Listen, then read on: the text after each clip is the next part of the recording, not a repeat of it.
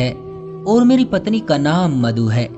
मेरी पत्नी का संबंध उस जगह से है जहां अक्सर शरीफ लोग जाना पसंद नहीं करते, लेकिन इसका हरगिज ये मतलब नहीं कि मैं एक शरीफ आदमी नहीं हूं। बस मैं दिल के हाथों मजबूर था। किसी को पाप की जिंदगी से निकालकर इज्जत देना कौन सा पाप है। हुआ कुछ यूं था कि एक बार मेरे कुछ दोस्त मुझे जिद करके मुंबई की उन गलियों में ले गए जहां हुस्न ही हुस्न है। हर चौबारे से कोई न कोई हसीन परी झांक कर अपने आप को देख रही थी और जैसे हर किसी को अदाएं दिखाकर अपनी तरफ खींच रही हो।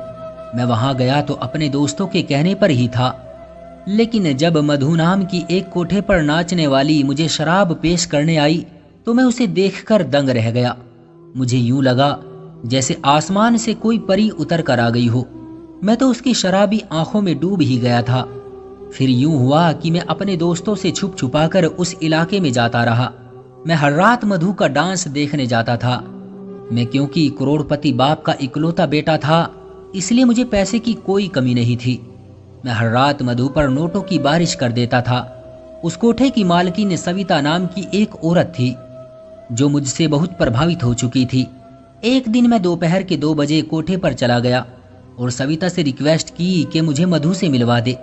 मैंने सविता के सामने नोटों की गड्डी रखी तो वो मुस्कुरा पड़ी। उसने कहा, मैं अभी आपकी मुलाकात मधु से करवा देती हूँ। थोड़ी देर बाद मधु वहां पर आ गई। वो सजी संवरी सीधी सी मेरे दिल में उतर रही थी। मैं बड़ी देर तक वहां बैठा रहा और मधु के साथ इधर उधर की बातें करता रहा। मधु एक बुद्धिमान और समझदार लड़की थी। उसकी बातें बहुत गहरी महसूस होती थी। उसकी कंपनी में कोई भी बोर नहीं होता था। अब मैंने अपना ये रूल बना लिया था कि मैं हर रोज दोपहर 2 बजे मधु से मिलने जाता था। मेरी और मधु की बहुत अच्छी दोस्ती हो गई थी, लेकिन मेरा दिल गवाही दे रहा था कि दोस्ती से बढ़कर भी मेरे दिल में इसके लिए कुछ है।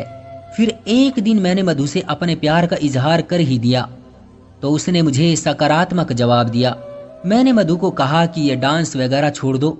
मेरी इस बात पर वो मेरे सामने रो पड़ी थी। उसने कहा, यह कोठे पर नाचने वाली हर लड़की की यही इच्छा है कि वो इस पाप की जिंदगी को छोड़कर अपना एक घर बसाए, लेकिन हम जैसी लड़कियों के साथ कौन शादी करता है। फिर हमें अपना पेट भी तो भरना पड़ता है ना।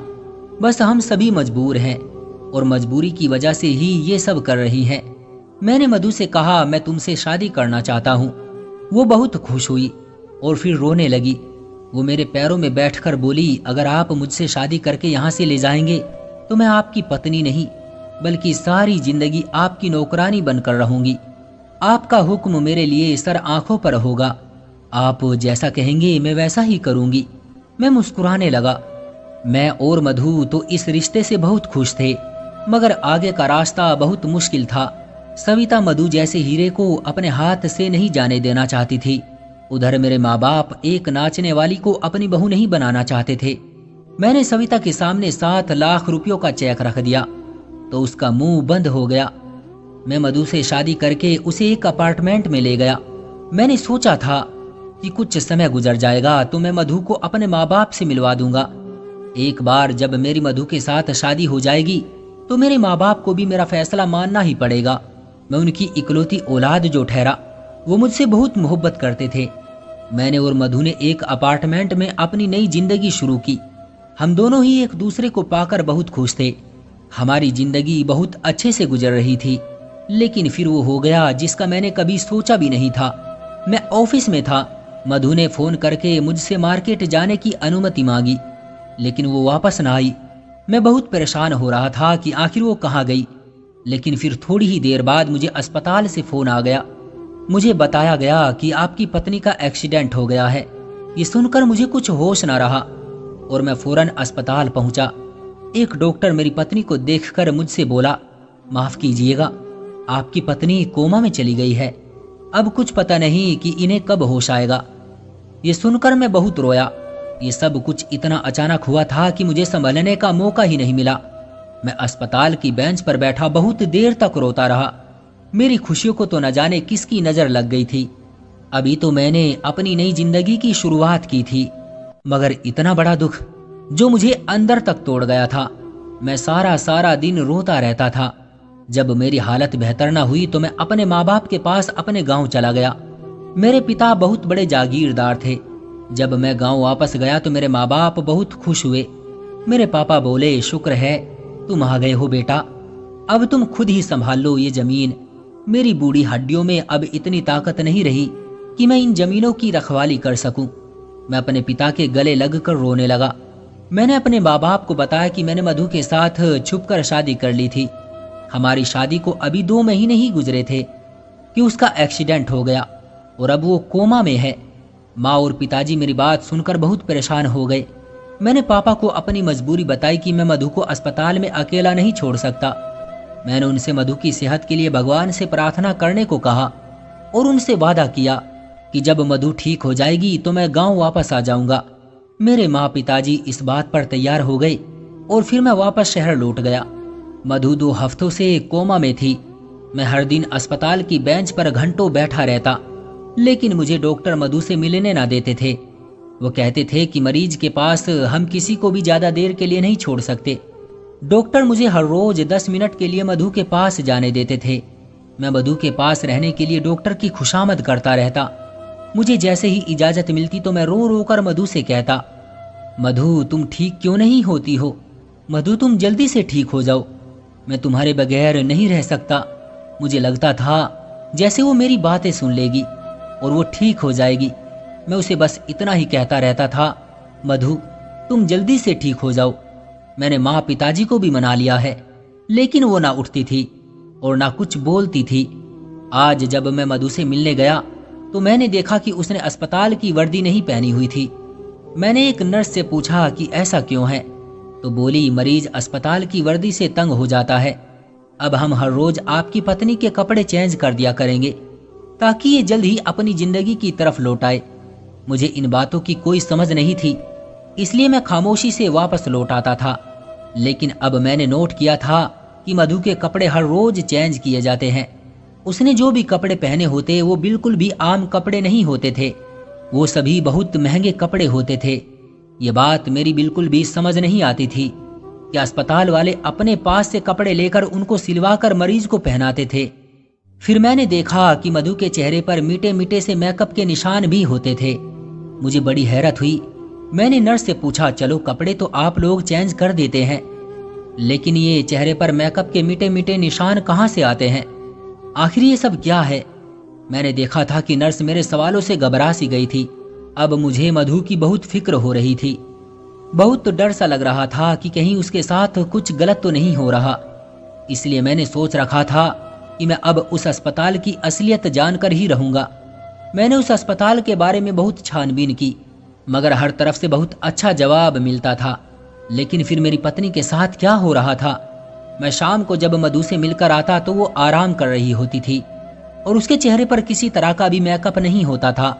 लेकिन जब सुबह ऑफिस जाने से पहले मैं मधु को देखने आता तो उसके कपड़े भी चेंज होते और उसके चेहरे पर मेकअप के निशान भी होते।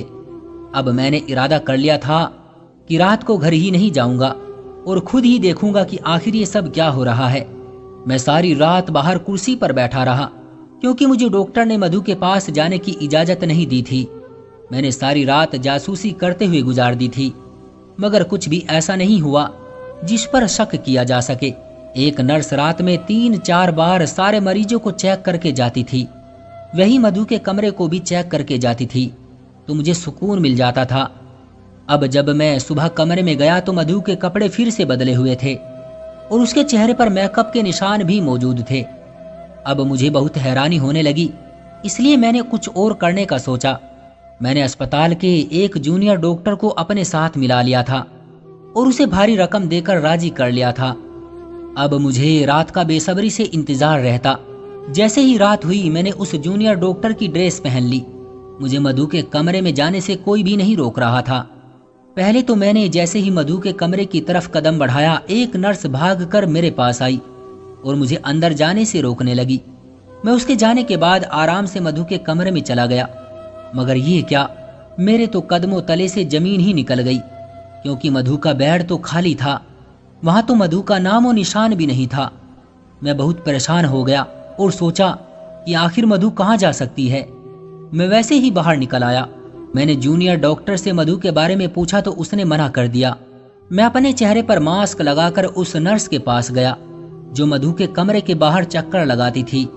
मैंने उससे पूछा कि इस कमरे का मरीज कहाँ है, तो वो बोली जहां रोज जाती है, आज भी वहीं गई है। मुझे लगा कि मैं ज्यादा कुछ भी नहीं सुन पाऊंगा। मैंने धड़कते दिल के साथ उस नर्स से पूछा, आखिर वो कहाँ जाती है? तो नर्स मुस्कुरा कर बोली, ज्यादा होशियार मत बनिए, आप भी तो सब कुछ जानते हैं, मुझे क्यों फंसा रहे हैं? अपना हिस्सा आप भी तो ले रहे हैं ना। ये सब मेरे लिए बर्दाश्त से बाहर होता जा रहा था। मैंने जूनियर डॉक्टर की वर्दी उसे वापस कर दी और खुद अपने कपड़े पहनकर वापस अस्पताल की बेंच पर जा बैठा। मैंने पलक तक नहीं झपकी। मैं देखना चाहता था कि आखिर मधु कहाँ से वापस आएगी, लेकिन सुबह के 9 बज गए, मधु अस्पताल नहीं आई। एक नर्स मेरे पास से गुजरी तो मैंने उससे कहा मैं अपनी पत्नी से मिलकर ऑफिस जाना चाहता हूँ। तो वो बोली, जी आप जाकर मिल ले, आपके पास 10 मिनट है।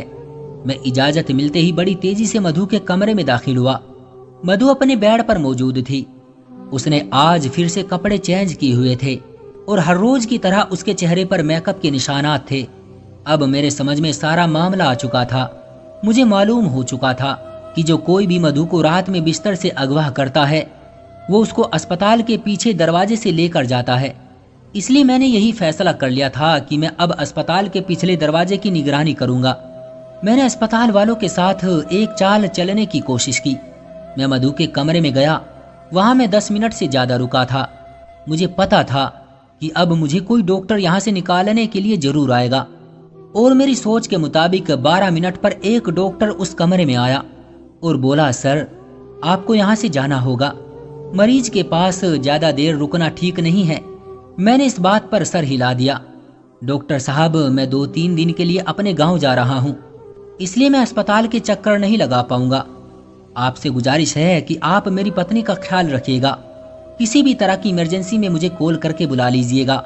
डॉक्टर ने मधु का ख्याल रखने के लिए मुझे यकीन दिलाया तो मैं उनसे मिलकर अस्पताल से बाहर निकल गया, ऑफिस चला गया और शाम को जब ऑफिस से लौटा तो अपना भेष बदलकर चेहरे पर मास्क लगाकर अस्पताल के पिछले हिस्से में जाकर बैठ गया। मुझे थोड़ी ही देर गुजरी होगी जब मैंने कुछ ऐसा देखा जिसे देखकर मेरा दिल ही बैठ गया था। मधु अपने कदमों पर अस्पताल से बाहर निकल कर आ रही थी और फिर वो एक बड़ी सी गाड़ी में बैठकर चली गई। उस लम्हे में मैं बहुत ही तकलीफ से गुजर रहा था। दुख, दर्द, परेशानी, हर चीज ने मुझ पर हमला कर दिया था। मेरा दिल चाह रहा था कि मैं यहाँ बैठकर जोर जोर से रोना शुरू कर दूं, लेकिन मेरा मधु के पीछे जाना भी जरूरी था। इसलिए मैं मधु की गाड़ी का पीछा करने लगा। आज शायद मेरी जिंदगी का सबसे बुरा दिन था, जो मुझे सदमे पर सदमा मिल रहा था। मधु की गाड़ी का पीछा करते करते मैं वहां पहुंचा जहां से उसको निकालकर अपनी जिंदगी में लेकर आया था। मैंने उसको इज्जत दी थी, अपने घर की सुरक्षित 4 दीवारी दी थी, मगर उसने क्या किया? वो तो जिस गंद से निकली थी फिर उसी गंद में वापस लौट गई।